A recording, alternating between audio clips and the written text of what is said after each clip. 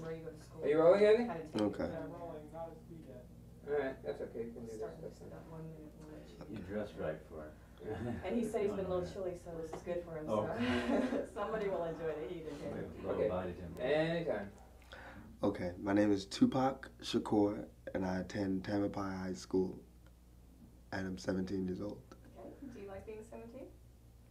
And it's like 17 is such a weird age. It's such a in the middle age. You're not 18 yet, and you're older than 16. So. But I like it. It's nice. It's like a learning stage for me. Do you wish you could be 18 and when you get some more rights? Well, 18 will bring lots of responsibilities that I don't want, but it'll bring respect that I feel like that's the only way I can get it. You know, I try to be as mature as I can be and demand it wherever I can get it. But 18 is like, you're an adult. You like today when I had to sign the release form, I felt so bad because I couldn't sign it myself. I had to go and get my mother's and all that. But 18 it's just society's way of saying that you're ready. But 17, like I think I'm ready now, as ready as I'm gonna be in this world. But so it's okay. I guess 17 is all right. Do you think that you should be given more responsibilities, or that you have much more value than adults place on you because of your age? Well, the way that my mother brought me up is no lies, no, total truth. Everything is real in society, everything. If something's going on wrong in the house, I know everything. So it was like I was given the responsibility before I wanted it. And so now I can't really differentiate what great responsibility is because I've had it for so long. So she taught me how to be ready for it. And so that's good, and I think it's good because I know that, and it's taught me that when you get out there, the responsibility is staggering, and I'm ready. I'm going to be a little more ready than someone who's grown up in Disney World, with Santa Claus is coming. And so, I think I'm growing up good, as in all sense of the word. I think I'm growing up and learning about responsibilities and everything. What do you think is the hardest thing about being a kid or being your age? The hardest thing about being my age is proving to society that I understand what's going on. Like not everybody, but frequently, teenagers are stereotyped in being loud music loving, girl chasing, car wanting, not caring about the world, cokeheads, drinking coke and smoking and being drug addicts. And I mean, in some ways we are. I mean, I chase girls and want the car and loud music, but... And why do you think it is that adults don't give you the respect you deserve? Fear. They're scared. They're scared of watching us grow up. They're scared that when we get the power or responsibilities that we won't be able to handle it. And they're scared that well, I don't think, in this generation, I don't think that a lot of adults put enough into their children. I'm glad my mother did, but I don't think that a lot of children are growing up lost in the sauce. And I think that they're scared because they're realizing it now that, I didn't teach him this, I didn't teach him that. Where did they learn it? Look at unsafe sex and drugs. You could tell, if you look at the statistics, they're staggering again, And so I think they're scared because they're realizing that they goofed, they really messed up. And also, they fear teenagers are angry. At least this generation seems a little angrier to me and a little bit more rebellious and uninvolved. So they're scared because they're realizing that, what's going to happen when we get all these people empowered. But also just because it's human nature to be scared to watch a child grow up, and you don't want to give him that yet. Well, what do you see are some of the major differences between being a kid or being an adult? I was funny. Being a kid, like my little cousin, Hiroji, he's 3, and everything to him is happy. The only thing that makes him unhappy is when things are over, when you turn something off, and when the television goes off, when it's time to go to bed, or when he has to come in the house. Everything is over. That's bad, And when you're an adult, when something is over, that's like, it's the opposite. You know, when it's over, it's good. You know, you just, oh, I'm off work, it's over. You know, vacation, it's over. Oh, God, she's out of the house. My children in college, it's over. Oh my God. And so it's that difference. But and children see things so great. If the world can, what happens is that adults complicate things, and children don't. As simple as this: the sky is blue, and adults when they go, the sky is blue. Why is it blue? Because birds and bees and everything wasn't meant to be analyzed, and that's where a lot of problems came in, I think, and that's where I think kids are happier. Kids are definitely happier and more relaxed than adults. Do you think if parents or adults had happier childhoods, they would be better off when they grow up? I mean, like a lot of people say, if you have a troubled childhood, you lack self-esteem when you grow up. No, actually, I think it's, well, okay, from my mother's point, well, if you grew up happy, too happy, you know, like in fairy tale land, not fairy tale, I mean, if you grew up where, you know, every Christmas you got a present and every birthday you got a present and every holiday was a holiday and everything was peachy, your parents took care of everything and you just grew up. I don't think that prepares you for the world. You know, my mother had a really bad childhood and my father had a bad childhood and I had a bad childhood, but I love my childhood. Even though it was bad, I love it. I feel like it's taught me so much. And I feel like nothing can faze me. You know, nothing in this world, nothing can surprise me. It might set me back, but only momentarily, only to spring back. And I think it's helped me see what you can do to solve it. So if you have a happy childhood, you tend to want your child to have a happy childhood. So you tend to want to keep the bad things out. And I don't think that's good because you don't prepare them for the world. Mm-hmm. So basically, you have to be realistic with your kids. Right, you definitely have to be realistic. You should tell them.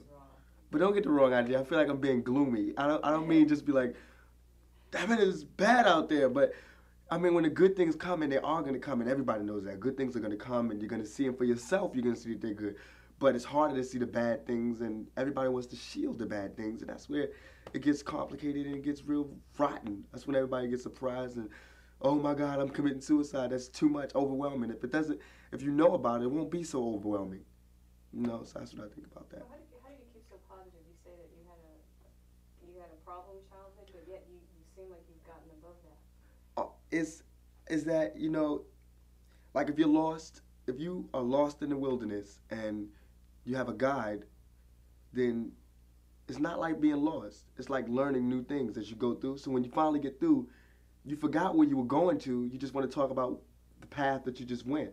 And that's how I feel. Like life, my childhood was just totally lost at first because, okay, I got to go to the beginning. My mother was a Black Panther, and she was really involved in the movement, you know, just Black people bettering themselves and things like that. My father was a hustler, street hustler, you know. I think he, you know, sold drugs and everything. And how did they get together is beyond me. But he just saw her as a woman doing something, and like, you know. But so my mother and father both had bad childhoods, and I never knew who my father was. I met him, but he died, and that was horrible. But got over that. My mother it's like she actually did take me through life. You know, when I discovered some, first I rebelled against her because she was in the movement and we never spent time together because she was always speaking and going to colleges and everything. And then after that was over, it was more time spent with me and we were both just like, you're my mother, and she was like, you're my son, and what do we do? So then she was really close with me and really strict almost. But now I can see how it paid off because, like, I could talk to my mother about drugs, I could talk to my mother about sex, anything. I can ask her anything and bring it up, and she'll go, okay, well, this is and I can say, Ma, I'm really curious about this drug, and she'll go, I did it, and this is what happened, and I don't think you should. I mean, do you think other kids can talk to their parents as easily as you can to yours? No, I don't think so, because I speak to my friends, and they're baffled. They're like, my friends can call my mother by her first name. That's a small thing, but it's a big thing to them because they could just come in the house and go, how you doing, Faye? And this is what happened at school. Because she speaks to them. She gives teenagers the respect they deserve unless they show that they're not worthy of that respect. And they like that. They really do like that, and they react well. That's why I have that philosophy about respect, because my mother she's totally brilliant, totally understanding and caring, and she's human. I mean, she has mistakes, and we have our little tists, but I understand them so much. I mean, she'll be wrong a lot, and we can talk about it. So, but a lot of kids can't talk to their parents about drugs because their parents don't trust them to make the decision, so they make the decision for them. And a lot of kids can't talk to their parents about sex because they don't trust them. They think, oh, he's talking about sex, he's out there doing it. So they don't trust them in that, you know? So, plus their parents are just like beat red as soon as you bring up the word fornication. But my mother's totally just, I was scared at first, but I just brought it up one day and we spent hours talking about drugs, sex, and society, and 60s and 70s and 30s and everything. And we just get along really good. So you consider her like a good friend? Yeah, a really good friend. But she's still my mother. I mean, I still, like last night I came home at 2:30 and she went, you can't come home that late anymore. And I was like, it's the weekend. We had an argument about that. But also it's things that, you know, like, I mean, we talk about things. You know, do you think you should be punished? And I explain it. One of the most important things that your mother taught you? My mother taught me 3 things: respect, knowledge, search for knowledge. It's an eternal journey. That's like my haircut, the line. 360 degrees, find knowledge, always. And she taught me to not be quiet. To, if there's something in my mind, speak it. That was the breath. She always taught, but also to listen. And she told me this little joke that God gave you 2 ears to listen and 1 mouth to speak. 2 ears and 1 mouth, common sense. 1 mouth, you should speak, but you should also listen. And that's where the knowledge comes from, listening. And once you get the knowledge, then you can speak. And it helps you. So she taught me respect, knowledge, and understanding, mostly. You know, just listen a lot. Do you think more parents should listen to their kids more? Definitely. Oh, definitely. Definitely. But not being a yup parent, like yup people, you know, just not being, oh, yes, dear, I understand. Yes, you can go to the party. That doesn't help. Those produce even worse kids because it produces ambitious but unready children, you know, and those where our martyrs come from, you know. So I think they should listen but analyze what they're saying. Just don't push them through the path and don't hold them from going to the path, but help them through the path. That's what I think should happen. Right. Well, how do you think you're most like your mom? I'm most like my mom because I'm arrogant. Totally arrogant. I agree. I have to say it. Like at work, I can't hold a job. I just quit my job today, actually, because I wanted to come and do this. And they wouldn't let me. And I felt like it was important, and it was more important than serving pizza. And we had enough people, so I felt like since I'm an actor, they should understand. They should have let me do it, but they didn't. And then I had a cold, so they were making me work in a freezer. And I'm really not one to be disrespected, and I felt like that was disrespectful because I asked to go, you know. So I quit, and he told me I couldn't quit, and that even made me hyper. I'm arrogant, so when he told me I couldn't quit and we had all these customers, I chose that time to jump on a soapbox, grab my leather jacket, light a cigarette in front of him, smoke, and leave in the middle of a rush. So that was natural high. That's arrogance at the top. That's what I think I'm most like my mother. And she likes it. She'll see it in me and know it. And we clash a lot because I'm arrogant, she's arrogant. And you should see us when we get in our little attitude moods. It's like husband and wife, or it's brother and sister. But it's father, mother, and it's really father, mother, and son. She's my father and mother. So, yeah, we getting our tips and everything. But it's good. That's a great story. That's why my pizza took so long. It's not Where was you? It was me, I admit it. Okay, well, you were saying how much you like her. How are you most unlike her? I'm most unlike my mother because, that's a crazy question. Well, since my mother went through the 60s and everything, she's more of a, let me think about this first, then do it. Because I know about how that happens.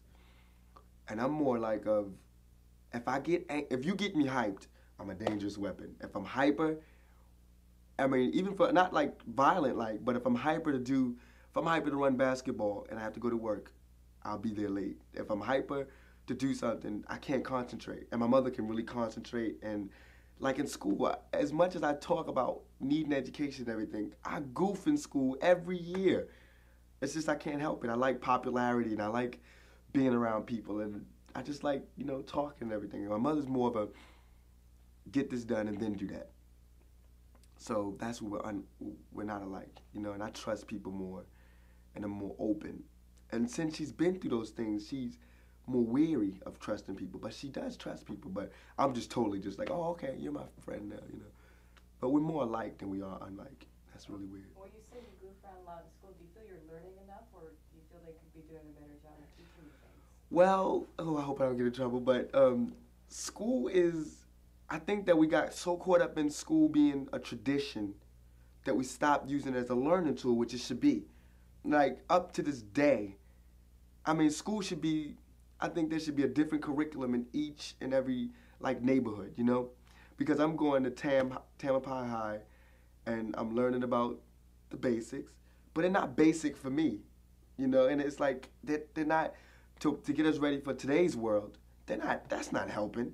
It's just what they took, so it's what we're going to take, And that's why the streets have taught me. And but school is really important, reading, writing, arithmetic. But I think after you learn reading, writing, and arithmetic, that's it. But what they tend to do is teach you reading, writing, and arithmetic, then teach you reading and writing and arithmetic again, then again, just making it harder and harder, just so, to keep you busy. And that's where I think they messed up. There should be a class on drugs.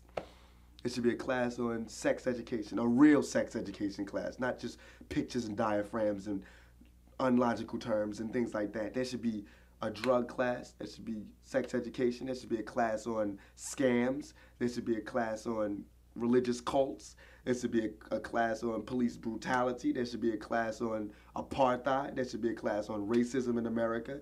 There should be a class on why people are hungry, but they're not. Their class is on gym, physical education. Let's learn volleyball. Because one day we're going to, their class is like algebra, where I've yet to go to a store and said, can I have X, Y plus 2 and give me my Y change back, thank you. I think you could let me out. I've lived alone by myself, and the things that helped me were the things that I learned from my mother and from the streets. And reading has helped me. I mean, school has taught me reading, which is I love. Reading, writing, and arithmetic. That's it. Like foreign languages. I think they're important, but I don't think it should be required.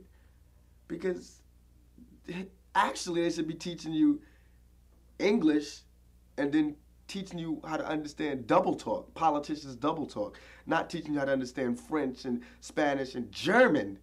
When am I going to Germany? I can't afford to pay my rent in America. How am I going to Germany? This is what I mean by the basics and not the basics for me. And I think that it should be like college. You can go and take the classes that you want. And I think that like elementary school should be that way, where they give you the classes you should take for the basics, and then junior high school and high school should be the classes that you need in order to choose your path. So do you feel like schools are not really listening to the kids' needs? Or Definitely not. Needs? Definitely it's not. It's just kind of a place where you go to, but it's become such a tradition. They're not Yeah. even concerned if you're learning. It's just something you have to do. It's just a place you go during the day to keep you busy while they're at work. While they're at work, that's exactly what it is. Are you ready to work now? Are you ready to get like a regular job, or do you? Yeah, I've actually been working already. Like I've been going to school during the day, then I work 8 hours at the pizza place, then go home.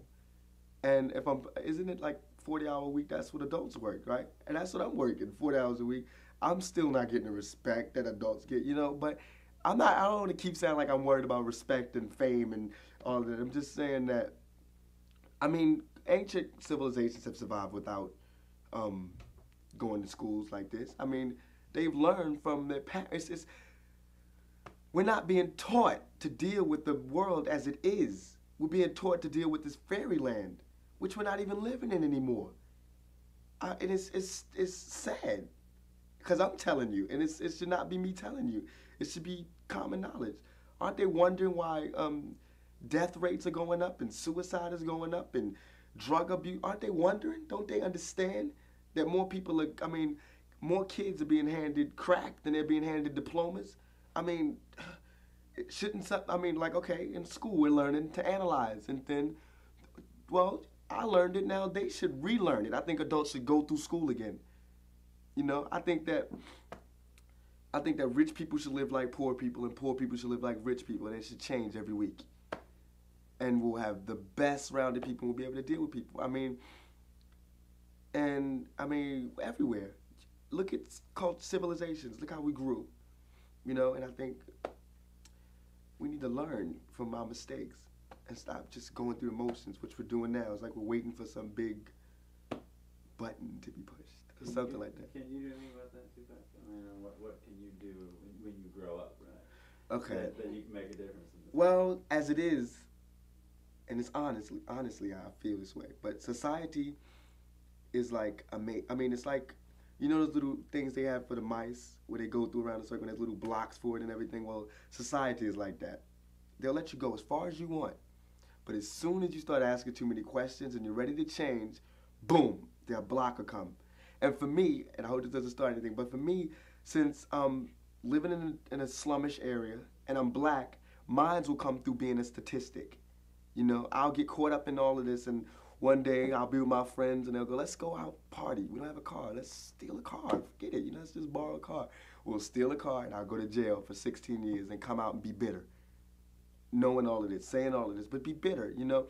And it should be, I mean, like the past elections, watching Jesse Jackson run and watching Dukakis run. Those two people, Jesse Jackson and Dukakis, two people who I thought were gonna, there it is. I said, all right, finally we're gonna get a better America. But what happened? Bush won. I couldn't believe it, because every time I ask people, who would you have voted for? And everybody goes, Dukakis. But how did Bush win? I keep wondering. And then that just makes me rebel more against society, because it's supposed to represent the people. I don't want Bush in government. I spent 8 years of my 17 years on this earth under Republicans, under Ronald Reagan, under an ex-actor who lies to the people, who steals money, and who's done nothing at all for me. And I don't think Bush is a bad person or a bad president, because for the upper class, he's a perfect president. And that's how society is built. The upper class run it while we talk about it. I mean, the middle class and lower class, we talk about it. And for the working class, we're just lost. We're going through the motions. We're the worker bees. And they get to live like royalty. You think when you're talking about classes, do you think children or kids are sometimes considered a lower class? Yeah, I think so.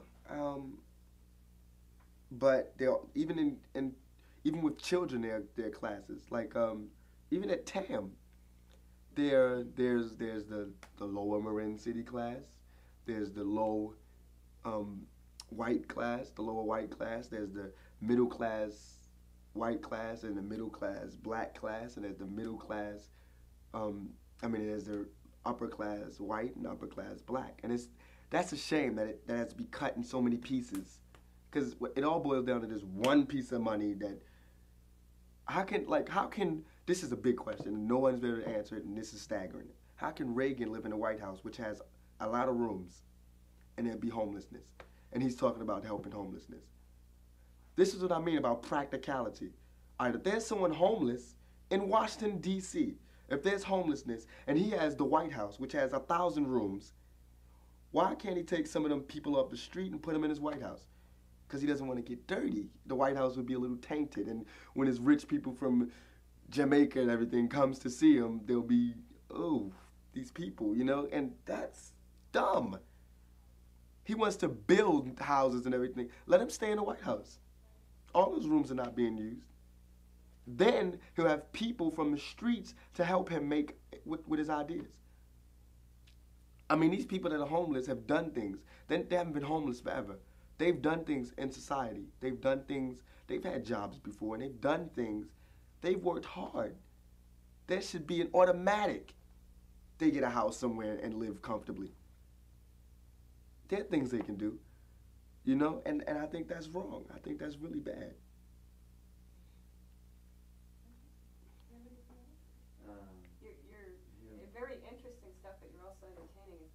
Yeah, that's fascinating. Like you're in the right field, I think. Yeah.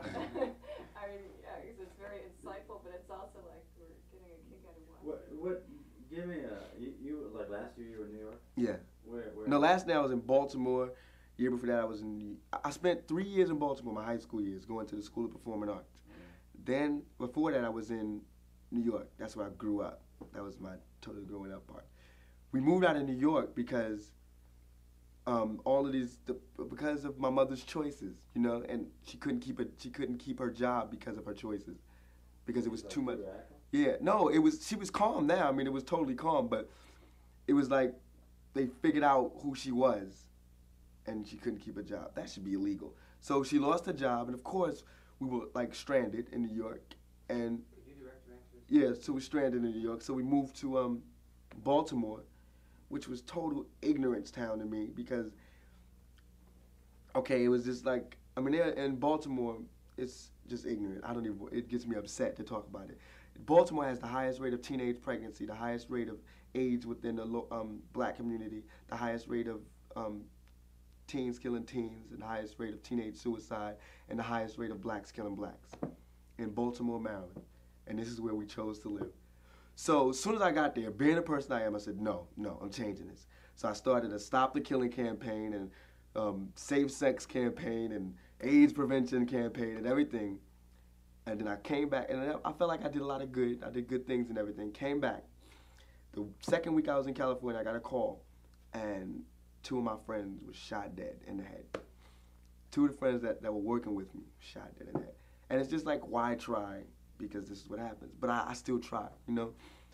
And I came to California to escape that violence that I escaped New York for. Then I went to Baltimore, escaped Baltimore for, came to California. Come to Marin City, and there's skinheads violence. There's racial violence, which I deplore. I can't stand racism in any form, shape, or color. I can't stand it. So what I did was I talked to people and everything, and what happened was TAM is really integrated. So there was a party, and it just happened there was a white girls party, and everybody goes. It doesn't matter. And there's racism, but it's not like that. You know, we understand each other, and we're children, and we're able to talk to each other about it. So everybody went to this party, and I was working, and I was going to go to the party right after I got off work, me and my friends. So we got off work, we're on our way to the party, we're laughing and joking, just going through, and we see our friend Jonas, who's white, and he's telling us there was a fight at the party. And I was like, what happened? He said the skinheads came and called the black people niggas and said they had to leave, and of course there was fight. I was like, oh my God. So we were sitting there, they went home, we were sitting there talking and everything, and my friends just like, this couldn't happen in the 60s, you know, let's figure out what to do. And he just said, I know, we'll start the Black Panthers again.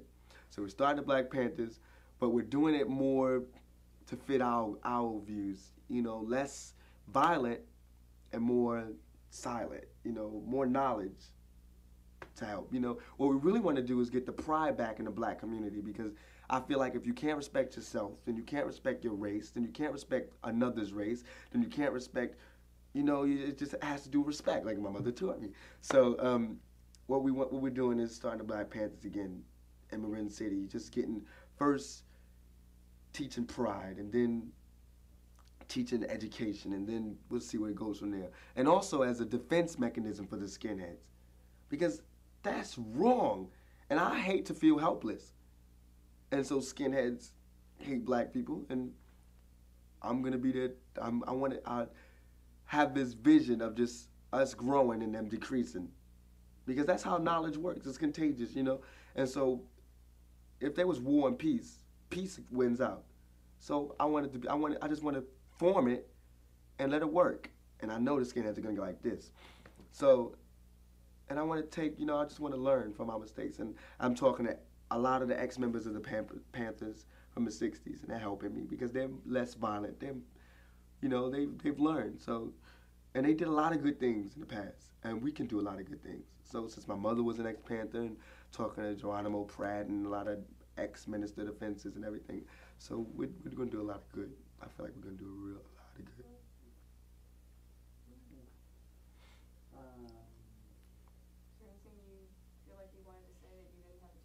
I don't know. I know as soon as I walk out, I'll go, oh, God, I should have said that. But just to end the importance of growing up just growing up in America. I loved my childhood, but I hated growing up poor, and it made me very bitter. You know, it's like, all right, now I got a job. I quit now. I had a job, and just today I got paid, and I have money in my pocket that I worked for, and that the greatest feeling, you know, that I worked for. I'm just getting a job, and I'm working and everything, and that feels good. But I'm still poor. You know, my family is still poor. I'm still living in a poor neighborhood. You know, I still see people poor. I still see things that, like, society this is supposed to be a melting pot, but no one's learning from the other's mistake.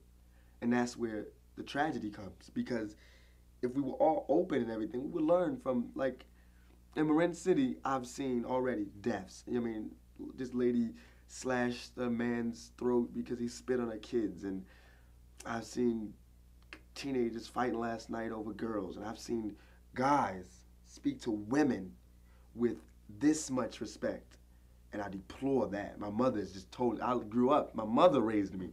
So I have this much respect for women, and I fight often because of that. And it gives me a lot of friends. I mean, I get a lot of friends, but I get a lot of friends because I have respect for women, ultra respect for women. But then, like, I was liking this girl in Tam, and I'm extra nice, you know, extra gentleman. I'm extra just like, oh, you're beautiful and you deserve the best. And she told me I was too nice. I couldn't believe it. It wouldn't work because I was too nice. That was the ultimate stab in the back. So I went through a week of just going, forget it, I'm just gonna be like them. Because they seem to get the girls, and they call girls the B word, you know, and they smack and beat, and they're getting girls, and I'm going, peace, and I think you're beautiful, and they're going to me, well, I like him because he's masculine. I'm masculine. I mean, and with the guys, and like yesterday he was cursing, and I was like, don't curse, and he got mad at me because I told him not to curse. But my plan is that if I keep telling girls not to let them call you these names, and if I keep saying it, it's going to catch on. Because the girls won't allow them to be their boyfriend, that they're going to speak to them like that, and they're going to want me. So in order to not get them to go with me, they're going to have to change, and that's how they change. So I'll be the scapegoat, no problem, as long as it changes. So, yeah,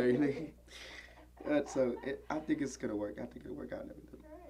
But I always wanted to make a book out of my life, like a fairy tale. Wow, Raised by the Black Panthers and strung out. So. Yeah, I think we can stop that.